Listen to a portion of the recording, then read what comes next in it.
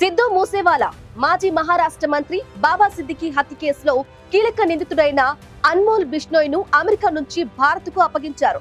Lawrence Bishnoi సోదరుడైన Anmol Bhanu Pratap అనే నకిలీ passport ఉపయోగించి అమెరికాలో అక్రమంగా ప్రవేశించినట్లు అధికారులు తెలిపారు. భారత్ కు చేరుకున్న అన్మోల్ బిష్నోయ్ ను ఎన్ఐఏ అధికారికంగా అరెస్టు చేసింది. వైద్య పరీక్షల తరువాత అతన్ని కోర్టులో హాజరుపరిచి 14 రోజుల కస్టడీ కోరనుంది. ఎన్ఐఏ విచారణ తర్వాత ముంబై, ఢిల్లీ, పంజాబ్, హర్యానా వంటి రాష్ట్రాల్లోని పోలీసులు కూడా తమ పరిధిలోని వివిధ కేసులకు సంబంధించి అన్మోల్ ను ప్రశ్నించేందుకు ప్రయత్నించనున్నారు. ఇక అన్మోల్ బిష్నోయ్ అనేక కేసుల్లో నిందితుడు కాగా వాటిలో ముఖ్యంగా గతేడాది అక్టోబర్ లో ముంబైలో జరిగిన బాబా సిద్దికి హత్య, 2022 మేలో పంజాబ్ లోని మాన్సా జిల్లాలో జరిగిన సిద్ధు మూసేవాలా హత్య, అలాగే గతేడాది ఏప్రిల్లో సల్మాన్ ఖాన్ ముంబై ఇంటి బయట జరిగిన కాల్పుల కేసులో నిందితుడుగా ఉన్నారు.